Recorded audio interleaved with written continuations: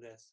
But just for the purpose of the videos, if you wouldn't mind introducing yourself, your background. I mean, you're a fine artist in your own right, and what is Social Distance Gallery? Sure. I'm Benjamin Cook.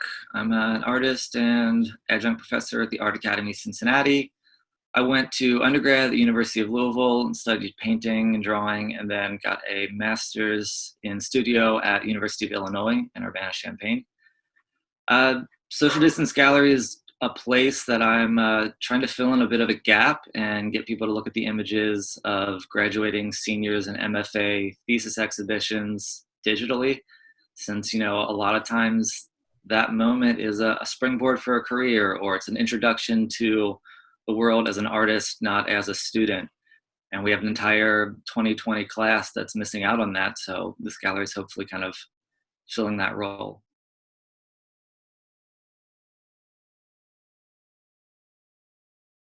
Well, Instagram's kind of an image-driven place. You can post images on Twitter, but I feel like it's leaning towards text as far as, if you have a feed, most of the stuff on there is going to be text-based ideas. And then Facebook's just so cluttered. There's just so many things it can do, whereas Instagram's is sort of like really solid, minimal, just image structure, which I feel like lends itself to that gallery experience. And also talking from my students and my own personal experience, like that's where I see most of the art that I see. I go to museums and galleries when I can, but Cincinnati, Ohio doesn't have the works in New York or LA or London. And I'm seeing things through the internet already on this platform. So it just kind of made sense to move it there.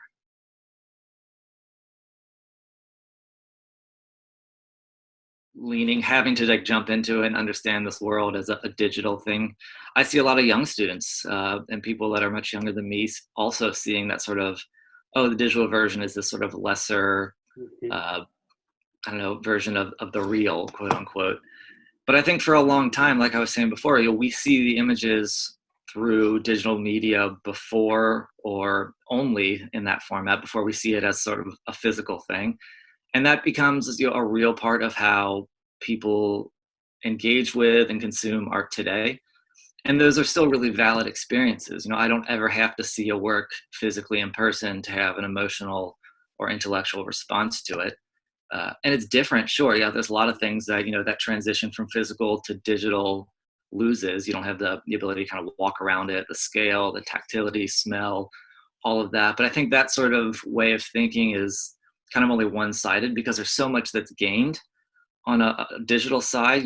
I have the ability to revisit the image anytime I want in any sort of venue. It's what's more comfortable for me, sitting at home on my couch or standing in a gallery with an attendant over my shoulder wondering if I'm going to buy it, or keep me far enough away from it that I don't touch it. I can also share it with a friend. I can send it to somebody that I think might like it. It can spread around in a way. I can know that it's possible for somebody across the world to be sharing that experience with me in a way that I can't in a gallery.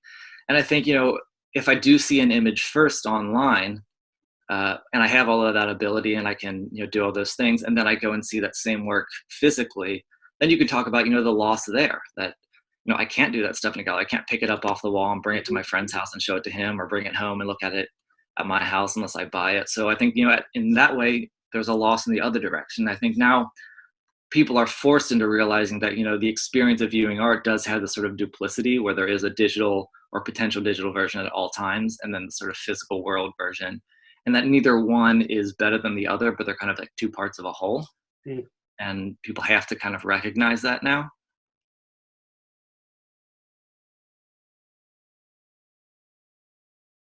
One of my colleagues sent me a screenshot that she saw on Facebook before they knew it was me. And they were talking about it. They were like, what is this? It seems real sketch. Like, who's behind this? And because when I started it right off, I didn't attach my name to it, but I also didn't know it was going to blow up to be what it is. So I think it was at that time when it was just like some random person asking you to send them their images. So the project did shift as things go, because, everything was happening so quickly. Honestly, at the beginning, I felt like I had to rush to get it done, because it seemed like such an obvious idea. And I was like, if I don't do it first, someone else is going to do it. But then I kind of realized, as time went on, that I don't know that everyone else was, but it was just kind of because of my practice and, you know, the way that I already kind of see the relationship between images and the internet, I just kind of had myself positioned in the perfect place to come up with that idea. So yeah, there would be some things I would do differently if I had time to kind of set it up uh, from the very beginning. I called my girlfriend into the room when I had like 500 followers. I was like, "Look, it's blowing up!" And then by the end of 48 hours, it was, you know, 10,000. And then yeah, just the first 2 days were just a whirlwind. I don't think I slept at all. I was drinking so much coffee and just watching the numbers go and trying to sort through the emails and figure out how I was going to actually do what I promised. And luckily, I figured out a method that everything's kind of organized now, and it's going pretty smoothly.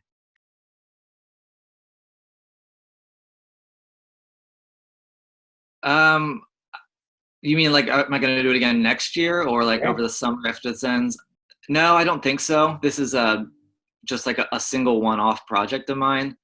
It honestly, I put in 5 or 6 hours a day, just kind of working on sorting through the emails, and I don't have that time to do that professionally forever. But I think it's really kind of, it's interesting that there's never been any attempt to catalog an entire class of graduating students anywhere.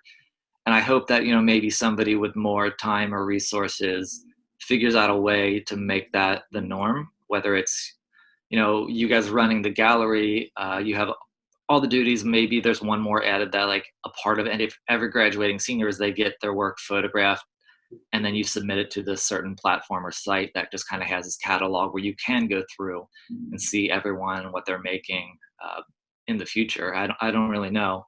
As of now, I'm going to continue accepting submissions to the end of the semester because I know some students weren't even scheduled to have their thesis shows until, you know, a few weeks from now. So I kind of want to leave that time for them to finish their work, and then depending on how many I have, I'm just going to keep posting until I've gone through all of them. It might go through the summer. I don't know. I mean, I still have at least 150 in my inbox as of now, so I've got some time.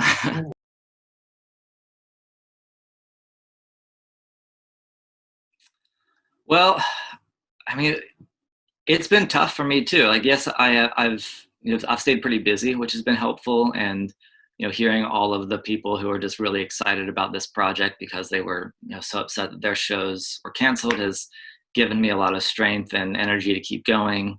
But also, there's a lot of times where like I, just like everyone else, am afraid and I'm scared and I'm sad. You know, I'm dealing with my partner's uncle who's on a ventilator, and you don't know what's going to happen here next. I have loved ones that are, you know, over the age of 90, and family members that have to go and take care of them that are taking things seriously, but maybe not as seriously as I would like them. And so all that stuff's really scary. So I think, you know, artists are not, the very first thing everyone needs to do is make sure that they're okay. You know, art's not the end all, which probably isn't the best thing to say as an art professor, but, you know, I think it's true. I think you need to take care of yourself first, and then when you can get to a place where you are at least feeling safe and comfortable, uh, not being afraid to make really bad work because the circumstances are bad right now. And, you know, this is a strange time, so maybe like you say for the rest of the school year, I'm not going to make anything good, but I'm going to try a bunch of stuff, and a lot of it's going to fail, and then you can, you know, sift through all that when we get back to whatever the new normal is, and then kind of find what made sense in there. You know, just getting through the experience and making really bad, like that's what I do before this. Anytime I have, you know, artist block where just my projects aren't making sense, or, you know, a lot of times after a show, you probably know that you go back to the studio and say, do I keep making the same work I made before the show, or do I start something new? And you're just in this sort of like, I don't know what to do, so I just start making something. And for me, there usually comes about like 2 months in where I'm like, okay, this is making sense. And then another month after that, I'm like, what? No, that wasn't making sense. But something in there kind of led to a project that does get me, you know, really excited about waking up and getting to the studio in the morning, and that I want to go to bed at like, you know, 8:30 at night, because that means I get to wake up earlier and get to the studio in the morning. So a lot of it's just like pushing through, making bad work, allowing yourself to make mistakes or try things that you didn't think you were going to try before because the stakes are really low right now. And then when you have a chance or when you have the time, put it all together and start making something that does make sense.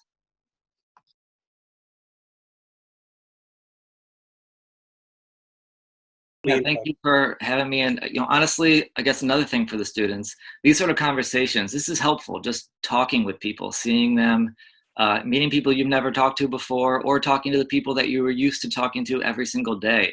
I know my school's been doing a lot of these Zoom meetings where everyone's watching a movie together, or it'll be like lunch with the president. I've been encouraging my students to go to those and get into them as much as possible. And they don't even have to say anything. They can just be on the video and stay silent, but just seeing all these other people that you were used to seeing and feeling, that reminder of the community that's still there is really important. So I would also encourage them all to do this with their school, reach out to other people, meet people online and try to just connect as much as you can. It was really great talking to you guys both. Stay well, and I wish you all the best. Thank you, man. Talk soon. Appreciate it. All right. Take care.